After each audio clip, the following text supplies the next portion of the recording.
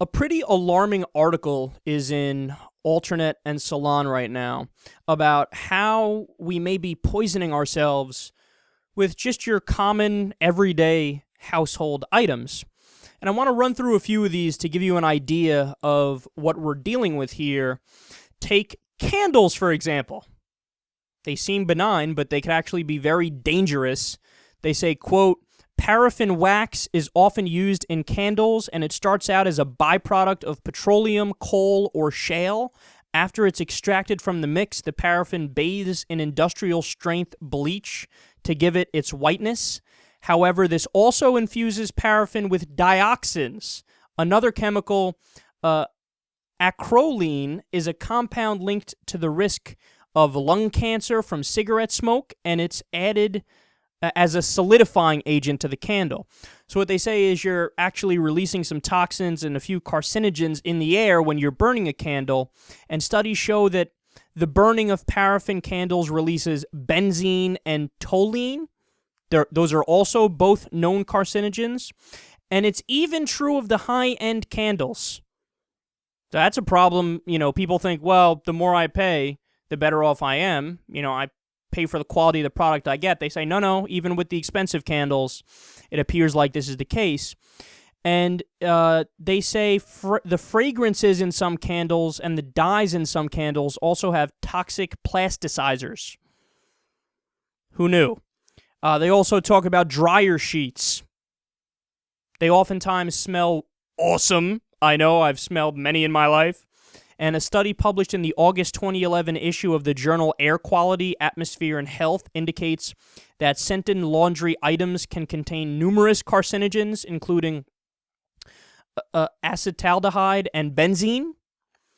Baby wipes also contain the compound bronopol, which is an antimicrobial agent that can release low levels of formaldehyde as it breaks down. So this one is for if you have baby wipes sitting on the shelf in your house for years, and then for whatever reason somebody uses them.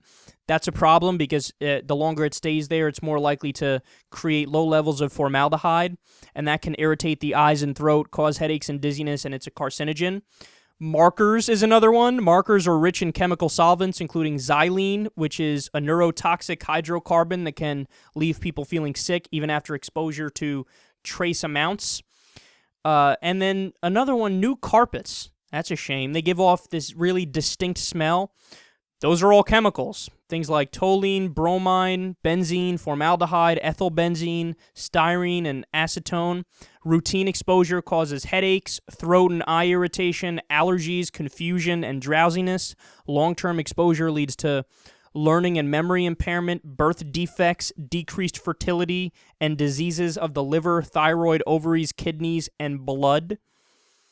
This is some crazy stuff, man. Some crazy stuff we're talking about. Now, look, do I think that, we can pound the gavel on all these and say, they should ban these products? No, of course not.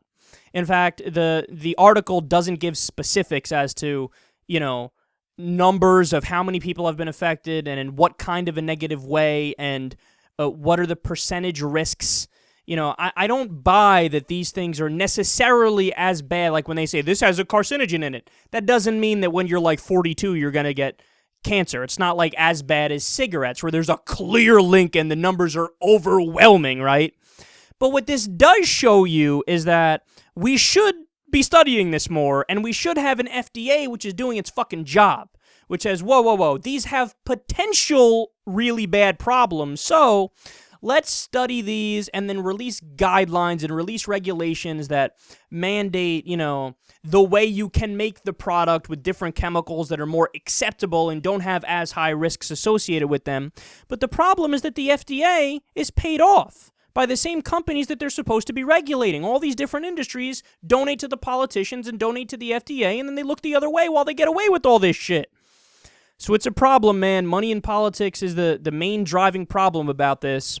And it's time to fix it. It's time to reverse the trend, demand the studies, and get some effective regulations that can police just how bad these everyday things are that we're always surrounded by.